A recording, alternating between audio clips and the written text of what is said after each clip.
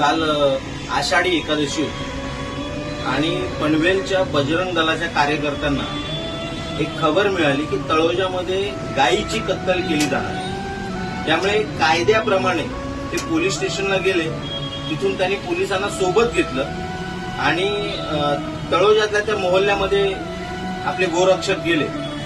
तिथे पोलिसांच्या देखत त्यांच्यावरती कसायांनी तिथल्या मुसलमानांना सोबत घेऊन हल्ला केला।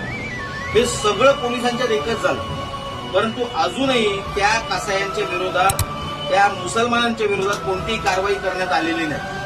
फक्त गुन्ह्याची काहीतरी नोंद झालेली आहे, परंतु कारवाईच्या नावाने सगळं शून्य आहे। आता माननीय एकनाथ शिंदे, माननीय देवेंद्र फडणवीस, तुम्हीच सांगा, तुम्ही कोम्बिंग ऑपरेशन करणार आहात तिथे, की आता हिंदूंनी स्वतः जाऊन कोम्बिंग ऑपरेशन करायचं?